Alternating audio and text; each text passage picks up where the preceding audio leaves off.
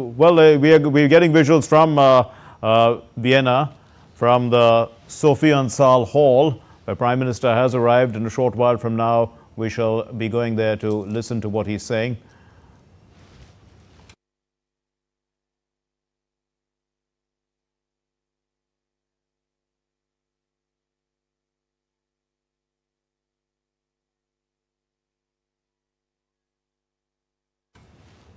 Right, so these are visuals that are just coming in, and this is, as I did say earlier in my introduction, this is a very important hall.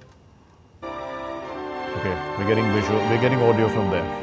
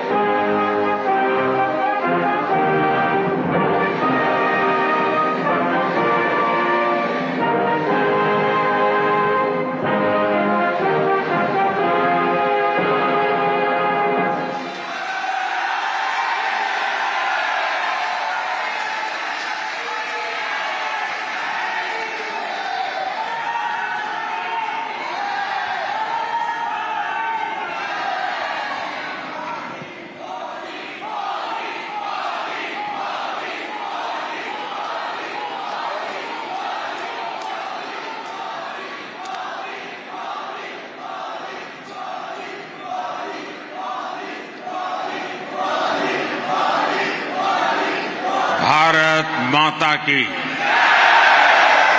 Bharat माता की, भारत माता की। तो मैं शुरू करूं?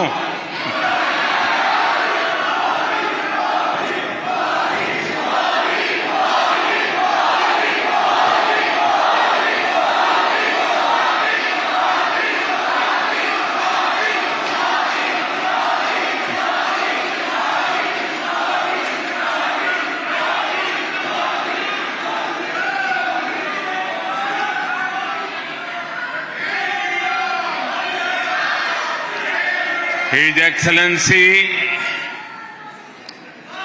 Minister of Economy and Labour of Austria, Indian diaspora के मेरे सभी साथियों, भारत के सभी दोस्त, शुभचिंतक, आप सबको नमस्कार।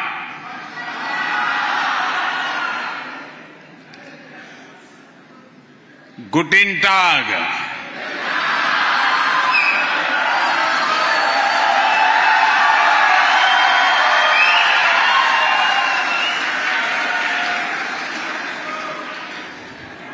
साथियों, ऑस्ट्रेलिया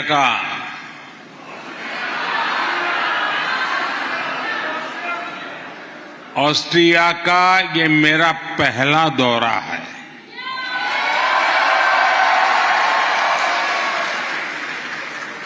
जो उत्साह,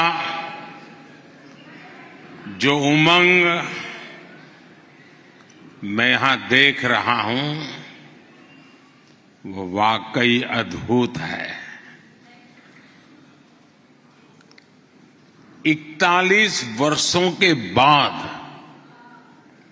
भारत के किसी प्रधानमंत्री का यहां आना हुआ है।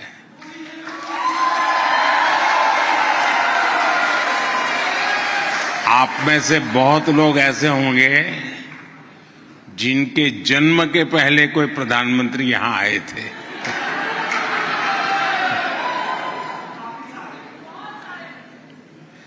आपको क्या लगता है, इंतजार कुछ ज्यादा ही लंबा हो गया है ना?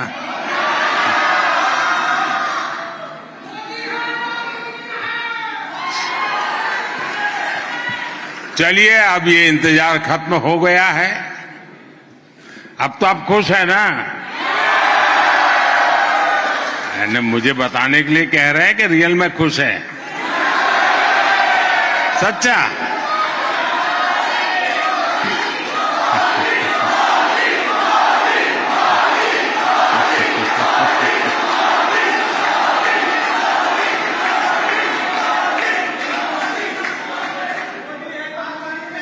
और साथियों, ये इंतजार खत्म भी एक ऐतिहासिक अवसर पर हुआ है। आप में से बहुत लोगों को शायद पता नहीं होगा, भारत और ऑस्ट्रिया अपनी दोस्ती के 75 वर्ष सेलिब्रेट कर रहा है।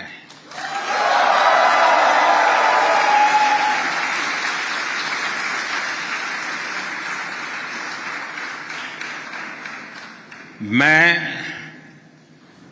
चांसलर कार्ल नेमर को इस शानदार स्वागत के लिए बहुत बहुत धन्यवाद देता हूं।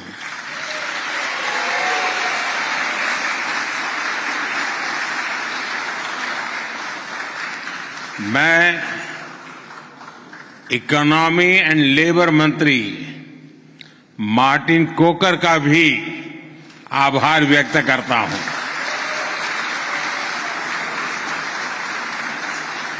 आपका यहां आना ये दिखाता है कि ऑस्ट्रिया के लिए यहां बसे भारतीय कितने खास हैं।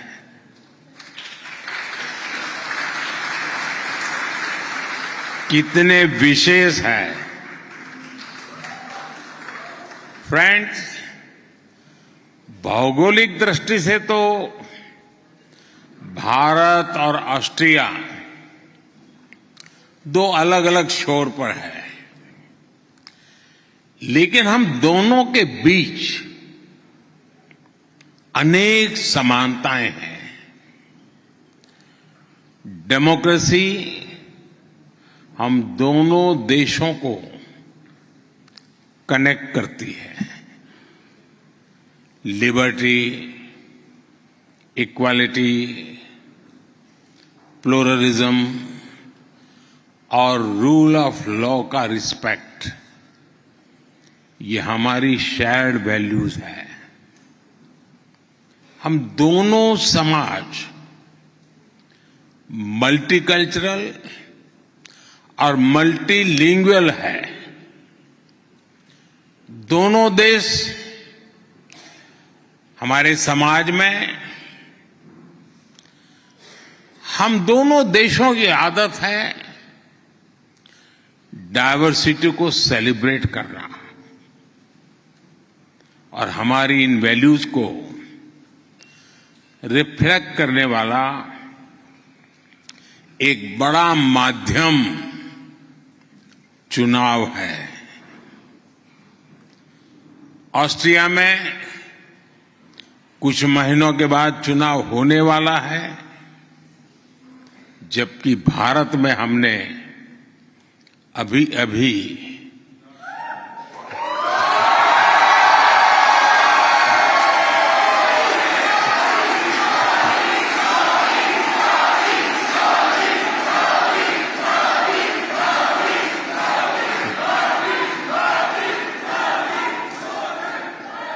अभी हमने लोकतंत्र का पर्व आन बान शान के साथ मनाया है। भारत में दुनिया का सबसे बड़ा चुनाव संपन्न हुआ है।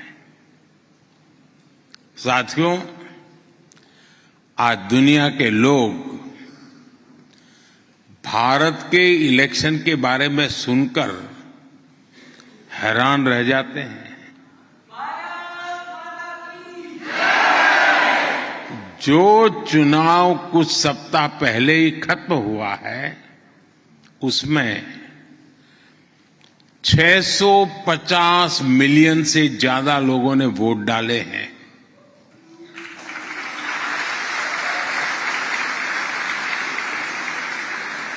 मतलब हुआ शायद 65 ऑस्ट्रिया।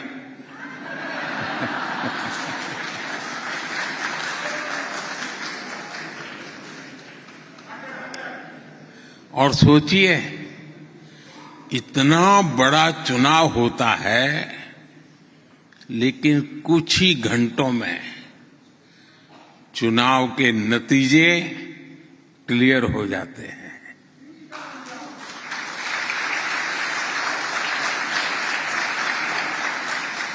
ये भारत की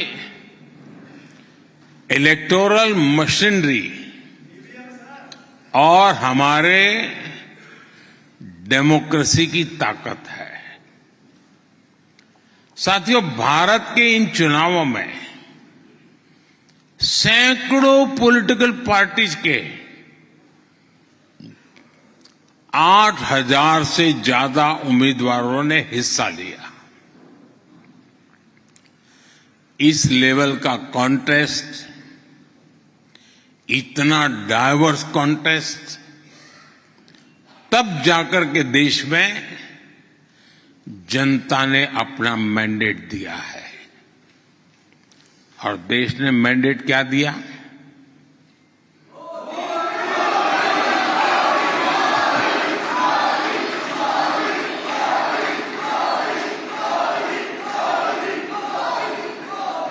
साठ साल के बाद एक सरकार को लगातार तीसरी बार सेवा करने का अवसर भारत में मिला है।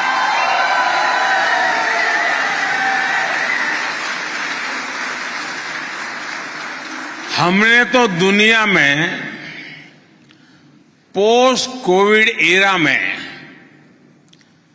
चारों तरफ पॉलिटिकल इंस्टेबिलिटी देखी है। ज्यादातर देशों में सरकारों के लिए सरवाइव करना आसान नहीं रहा। दोबारा चुनकर आना तो एक प्रकार से बहुत बड़ा चैलेंज रहा है। ऐसी स्थिति में भारत की जनता ने मुझ पर, मेरी पार्टी पर, एनडीए पर भरोसा किया।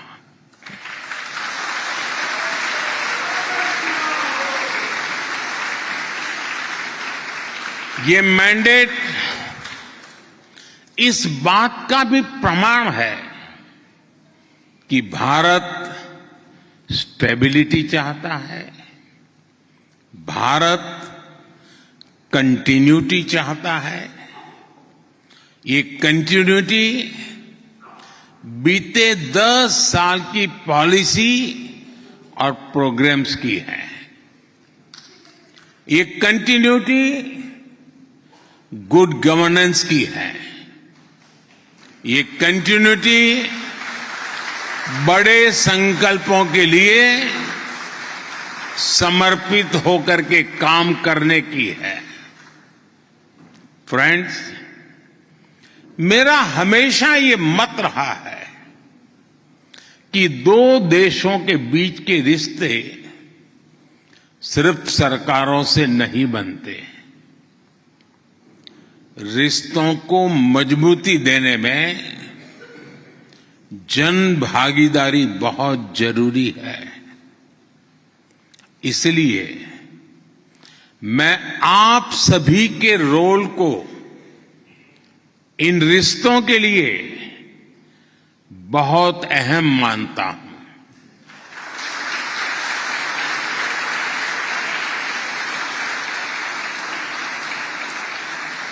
आपने दशकों पहले मोसार्ट और स्ट्रूदल्स की धरती को अपना बना लिया, लेकिन मातृभूमि का संगीत और स्वाद आज भी आपके दिल में बसा है।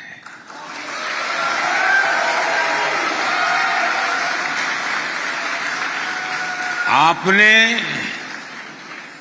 वियना की सड़कों में ग्रात्स, लिंस, इंसब्रुक, साल्जबर्ग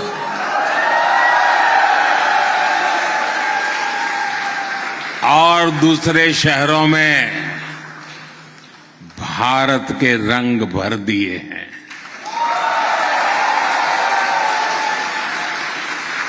आप दिवाली हो या क्रिसमस एक जैसे उत्साह से मनाते हैं। आप तोरते और लड्डू दोनों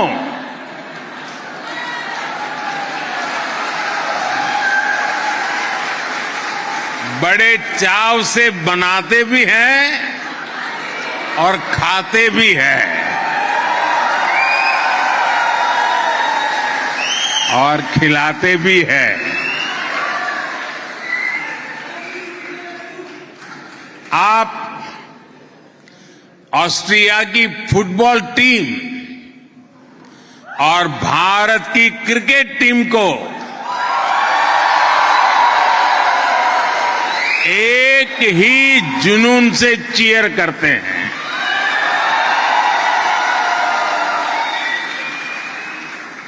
आप यहां की कॉफी को एंजॉय करते हैं, साथ ही भारत के अपने शहर वाली चाय की दुकान को भी याद करते हैं।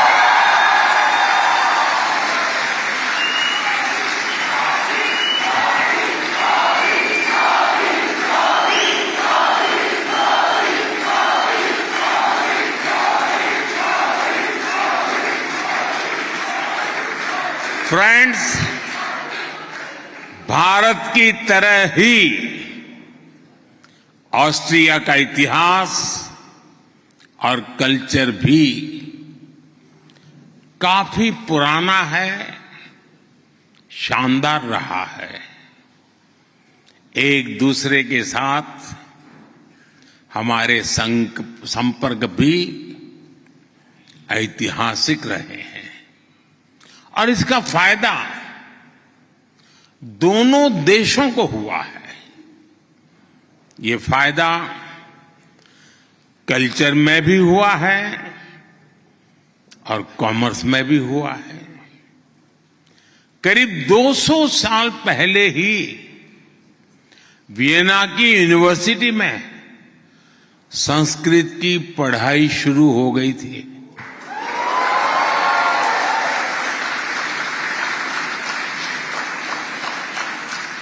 (1880 में 1880 में इंडोलॉजी के लिए एक इंडिपेंडेंट चेयर की स्थापना से इसे और ऊंचाई मिली। आज मुझे यहां कुछ जाने माने इंडोलॉजिस्ट से मिलने का अवसर भी मिला। उनकी बातों से साफ झलक रहा था कि भारत को लेकर उनकी रुचि बहुत ज्यादा है।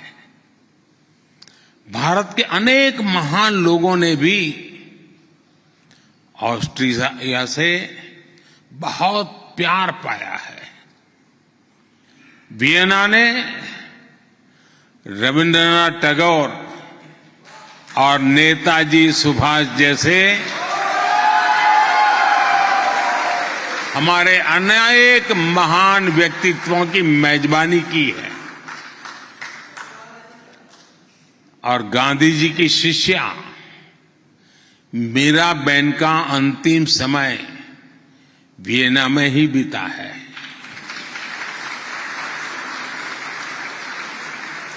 साथियों, हमारा सिर्फ कल्चर और कॉमर्स का रिश्ता ही नहीं है, बल्कि साइंस भी हमें जोड़ती है। बहुत साल पहले वियना यूनिवर्सिटी में हमारे नोबेल पुरस्कार विजेता सर सीवी रमन का लेक्चर हुआ था।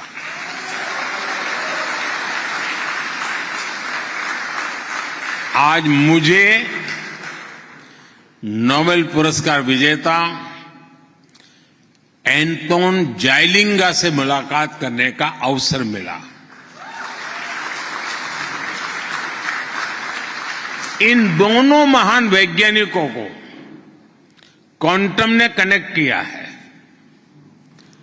क्वांटम कंप्यूटिंग पर एंटोन जाइलिंगा, उनका काम दुनिया को प्रेरित और प्रोत्साहित करता है। फ्रेंड्स, आज भारत के बारे में पूरी दुनिया में बहुत चर्चा हो रही है।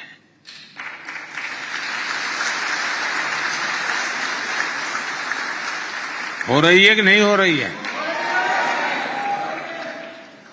हर कोई भारत के बारे में जानना समझना चाहता है। आपका भी यही अनुभव है ना?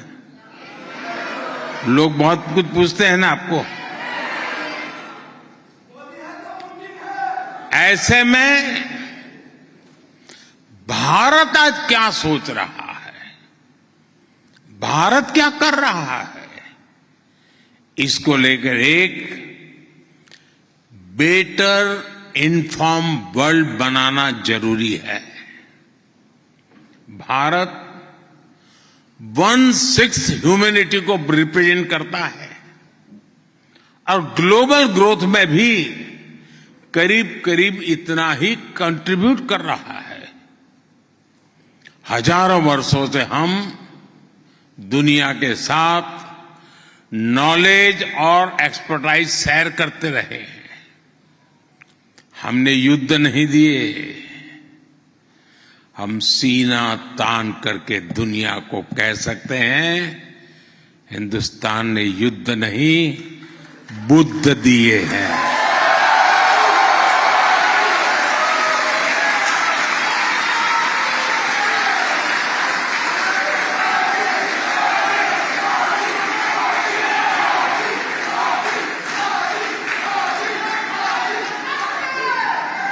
जब मैं बुद्ध की बात करता हूं तो इसका मतलब है कि भारत ने हमेशा पीस और प्रॉस्पेरिटी ही दी है।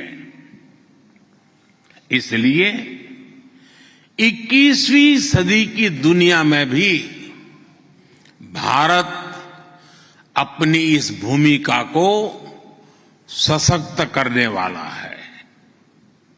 आज जब दुनिया भारत को विश्व बंधु के रूप में देखती है तो ये हमारे लिए गर्व की बात है।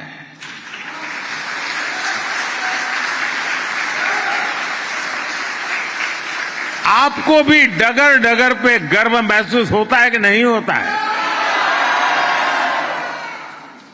फ्रेंड्स, जब आप भारत में हो रहे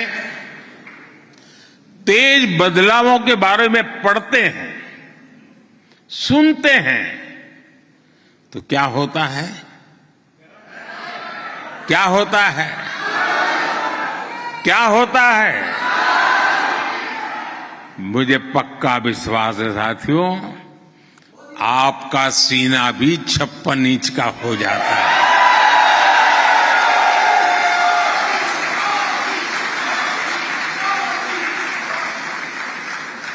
भारत आज 5th लार्जेस्ट इकोनॉमी है। 2014 में जब मैं आया इस सेवा के कार्य में, तब हम 10 नंबर पे थे। 10 नंबर ही नहीं कह रहा हूं, आज हम 5 नंबर पर पहुंच गए हैं।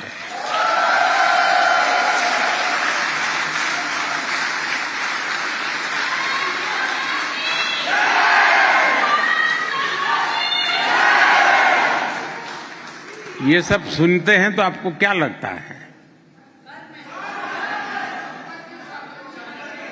गर्व होता है कि नहीं होता है दोस्तों? आज भारत 8% के रेट से ग्रो कर रहा है। इस स्पीड के साथ क्या होगा मैं बताऊं? बताऊं? आज हम 5 नंबर पे हैं, हम टॉप 3 में पहुंचेंगे।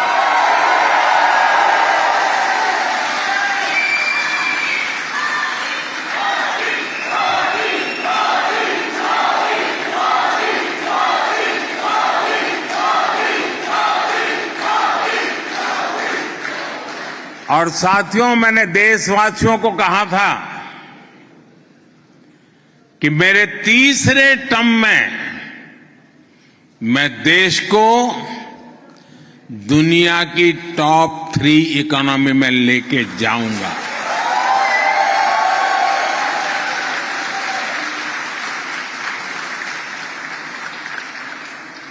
और ये बात मैं आपको बता दूं कि हम सिर्फ टॉप पर पहुंचने के लिए मेहनत नहीं कर रहे हैं। हमारा मिशन 2047 है।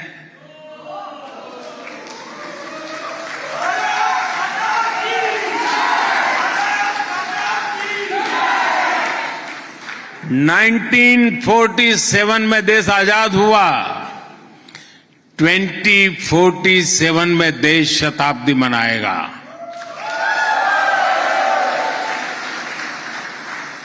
लेकिन वो शताब्दी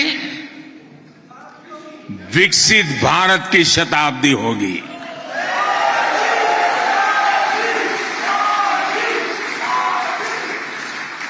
भारत हर प्रकार से विकसित होगा। हम आने वाले 1000 वर्षों के भारत की मजबूत नींव आज डाल रहे हैं।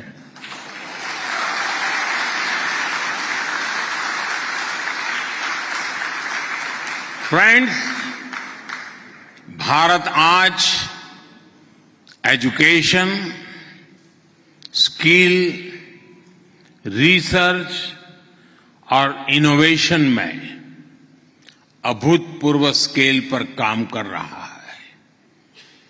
10 सालों में, यह आंकड़ा याद रखना जरा, 10 सालों में हर दिन, एवरीडे 2 नए कॉलेज भारत में खुले हैं।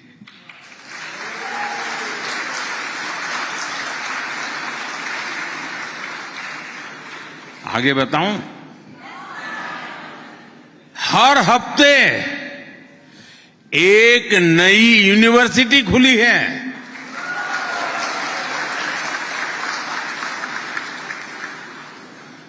पिछले साल हर दिन 250 से ज्यादा पेटेंट्स ग्रांट किए गए हैं।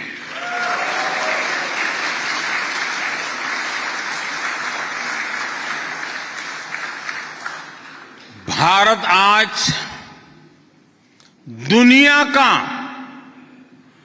तीसरा सबसे बड़ा स्टार्टअप इकोसिस्टम है।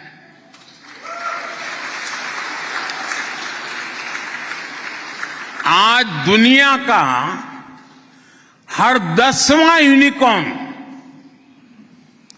भारत में है।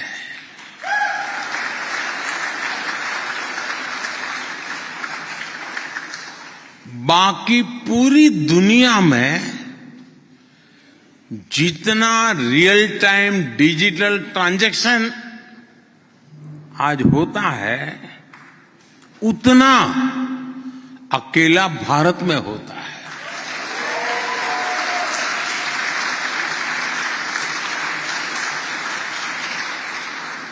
हमारे पेमेंट्स डिजिटल हैं, हमारे प्रोसेस भी डिजिटल है। Bharat less paper, less cash, लेकिन सीमलेस इकोनॉमी की तरफ बढ़ रहा है।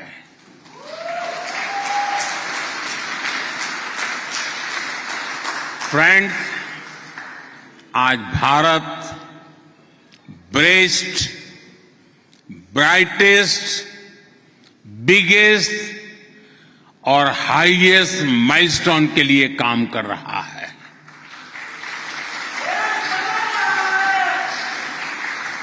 हम आज भारत को इंडस्ट्री 4.0 और ग्रीन फ्यूचर के लिए तैयार कर रहे हैं। ग्रीन हाइड्रोजन मिशन का लक्ष्य 2070 तक नेट जीरो गोल्स हासिल करना का है। हम ग्रीन मोबिलिटी पर बल दे रहे हैं और भारत की जो ये अनप्रेसिडेंटेड ग्रोथ स्टोरी है, उसका फायदा ऑस्ट्रिया को भी हो रहा है।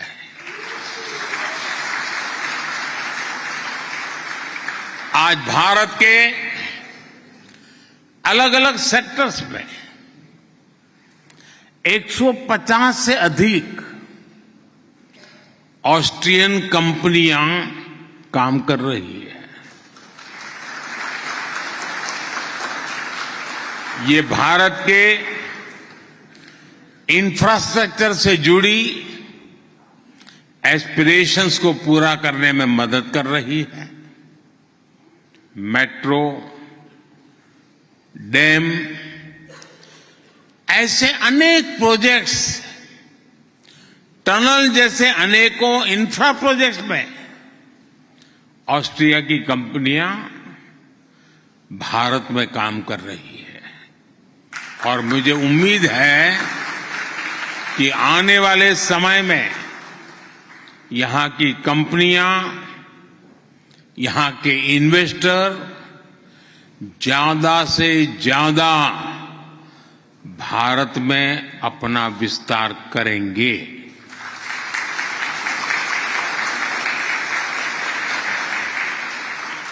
फ्रेंड्स, ऑस्ट्रिया में रह रहे भारतीयों की संख्या बहुत बड़ी नहीं है, लेकिन ऑस्ट्रिया के समाज में आपका योगदान प्रशंसनीय है।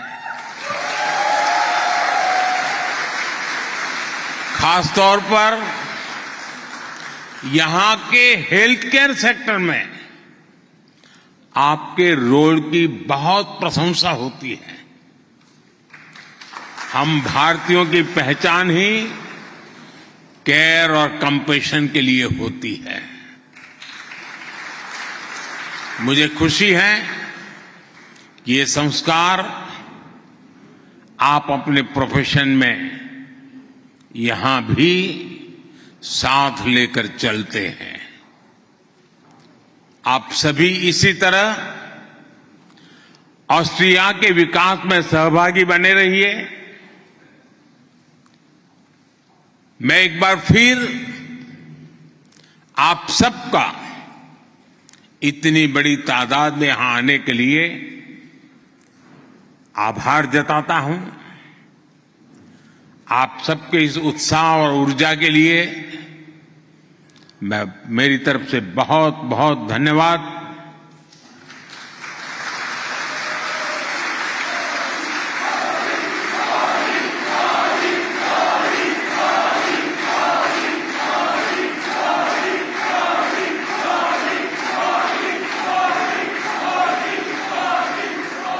साथियों, ऑस्ट्रिया का ये पहला दौरा बहुत ही सार्थक रहा है। एक बार फिर यहां की सरकार और यहां की जनता का भी मैं आभार व्यक्त करता हूं।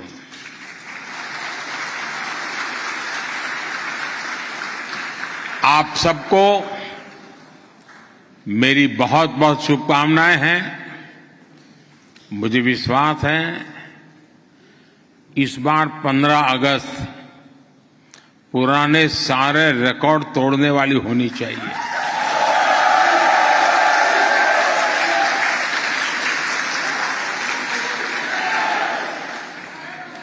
होगा ना? पक्का होगा?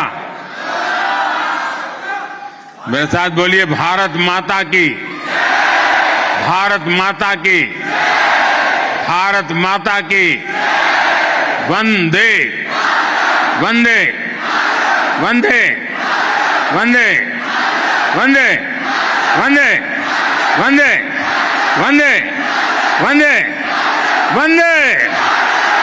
बहुत बहुत धन्यवाद।